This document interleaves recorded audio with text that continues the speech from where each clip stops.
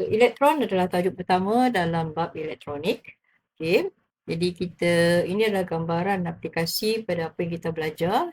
Kita ada beberapa alat, yang bawah ni kita ada apa, radar sistem sistem radar yang digunakan untuk menentukan kedudukan kapal terbang, dan sangat-sangat pentinglah radar ni kan untuk komunikasi, bagi menentukan kapal terbang naik, turun, mendarat dan sebagainya lah. Okey. Kemudian kita ada, gambar yang bawah ni, seorang pesakit, yang diperhatikan apa dia punya kadar denyutan jantung, dan diawasi dengan menggunakan alat yang kita kenali sebagai osiloskop sinar katut. Anda mungkin dah belajar ni masa Form 3 dulu, okey. So, osiloskop sinar katut ni bekerja, dengan membebaskan elektron daripada proses yang dikenali sebagai pancaran termion. So, ini adalah gambaran, skrin yang dipaparkan menunjukkan degupan jantung pesakit. Jadi kita akan tengok kepada istilah yang pertama, iaitu pancaran termion. Apakah itu pancaran termion? Okey, dari segi definisi, pancaran termion adalah proses pembebasan elektron daripada permukaan logam yang dipanaskan. Okey, kita ada elektron dibebaskan daripada mana? Daripada permukaan logam yang dipanaskan. Jadi bagaimana pancaran termion berlaku? So, kalau tengok gambar rajah ni, kita ada satu gegelung, gegelung logam, dan kita sambungkan pada bateri yang mengalirkan arus. Bila arus mengalir dalam gegelung, suhu akan meningkat. Jadi elektron di dalam gegelung ni akan mendapat tenaga. Tetapi tenaga ni tak cukup untuk dia terlepas daripada permukaan logam kerana daya ikatan yang kuat antara atom tu sangat kuat. Tapi apabila kita panaskan dengan lebih lama lagi, suhu bertambah, jadi elektron akan mendapat lebih tenaga kinetik dan dapat memisahkan diri mereka daripada ikatan daya antara atom tadi, menyebabkan elektron itu akan bebas. Jadi dikenali sebagai apa? Elektron bebas. So, dia bebas berada di sekitar permukaan logam ni lah. Okey. Jadi bila panas, di sini logam dipanaskan oleh arus elektrik. Okey. Okey, kita dah terangkan. Kita ulang sekali lagi bagaimana pancaran termion berlaku. So, logam mempunyai banyak elektron bebas yang bergerak secara rawak. Pada suhu bilik, elektron tidak mempunyai tenaga kinetik yang cukup untuk terlepas daripada permukaan logam kerana ditarik oleh daya tarikan nukleus. Jika logam dipanaskan pada suhu tinggi, elektron ini mempunyai cukup tenaga untuk terlepas daripada permukaan logam. Ini analogi lah. Kita ada elektron, yang bebas. Bila dah cukup tenaga dia terpisah daripada ikatan tadi, akan menyebabkan dia bebas keluar daripada permukaan logam. Okey. Baik, itu yang pertama lah.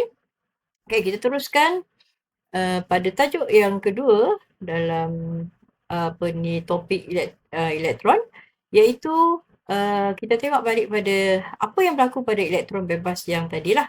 So, tadi kita dah belajar apabila gegelung dipanaskan, elektron akan dibebaskan. Jadi soalannya ialah ini elektron dibebaskan. So, kalau tengok gambar ni, elektron dibebaskan, berada di sekitar permukaan logam. Kemudian, apa yang berlaku kepada elektron yang dibebaskan itu jika satu anod diletakkan di dalam tiub vacuum. So, ini kita ada satu tiub vacuum dan kita letakkan anod di sini. So, anod ni kita tahulah anod dia bercas positif dan kita tahu elektron ni adalah bercas negatif. So, apa yang berlaku ialah apa? So, elektron akan dipecutkan ke anod. Dipecut tu bukan digerak je, dia dipecutkan ke anod. Kerana kita akan belajar kejap lagi bahawa kita letakkan sini satu voltan lampau tinggi lah. So, ni negatif lah. So, ni kathod. So, ni positif. Ini adalah tapi kita bukan pakai bateri. Kita pakai apa yang kita panggil sebagai VLT, iaitu apa? Voltan lampau tinggi, iaitu apa? Beza keupayaan yang sangat tinggi lah. Yang kalau di makmal kita gunakan antara 1000 hingga 5000 volt. Tinggi. Gentung kalau kena kan. Okey. Ni kita ada alat lah yang kita boleh tunjukkan sini. Kita yang pertama tadi ingat tadi kita ada gegelung. Okey, mana ni gegelung tadi. Okey. Okey, gegelung dawai logam. Kemudian kita nak panaskan dia dulu kan. Ini kita sambungkan kepada bekalan kuasa yang rendah. Iaitu kita pakai sama ada arus turun pun boleh, arus tulang alik pun boleh. Mana-mana boleh. Dan kita sambungkan ni kita panggil dia sebagai katot sebab dari terminal ni kita nak jadikan dia sebelum kita sambungkan, so gelung ni akan beri panas, dia akan mengeluarkan elektron. Okey, selepas itu kita letakkan satu lagi beza keupayaan yang kedua, yang tinggi beza keupayaan dia yang tadi kita sebut apa? Nama dia VLT, dan kita sambungkan kepada, sebab ni harus terus, so kita sambungkan yang ini adalah negatif, terminal negatif, dan ini adalah terminal positif yang pindah sebagai anode. Kan? Jadi untuk menunjukkan arus mengalir, maka kita letakkan ammeter. Dekat sini kita pakai microammeter lah sebab arus yang mengalir terlalu kecil sebenarnya. Okay. Jadi apa kita nampak, elektron ni dia tak nampak sebenarnya, tapi secara hakikat dia apa? Elektron ni dah dibebaskan melalui apa tadi? Pancaran termion. So di sini anode, katalah bukannya sikit-sikit yang tarik ni, katalah 1000 volt punya bekalan kuasa, tarik, so anode akan terus pecut pergi ke anode. So bila pecut ke anode, maka sebenarnya arus tu dah lengkap lah, aksitan ni dah arus akan mengalir. Itu idea yang sebenarnya idea ni telah dikemukakan oleh Thomas Edison. Okey. So kita tengok semula, apa yang kita nak kaji di sini ialah aliran elektron ni, dia bila dia terlalu banyak, dia akan bergerak macam garis lurus lah, dia bergerak dengan laju, dia seolah membentuk macam satu alur. Kita panggil apa? Alur. Alur tadi. So bergerak sebagai satu alur elektron. Bergerak dengan laju lah. Jadi ini yang kita panggil sebagai sinar katod. Sinar katod. Cathode ray lah bahasa Inggeris lah. Itu sinar katod.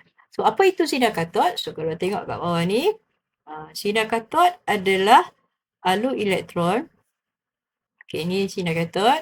Dia adalah satu alur elektron. Alur tadi kan dia macam lurus lah dia gerak kan. Yang bergerak pada hal laju tinggi. Senang je nak ingat. Sinar katod adalah apa? Alur elektron. Kenapa sebab alur? Sebab dia sebenarnya elektron lah. Elektron tadi yang bergerak dengan laju yang tinggi lah. Yang bergerak pada hal laju tinggi.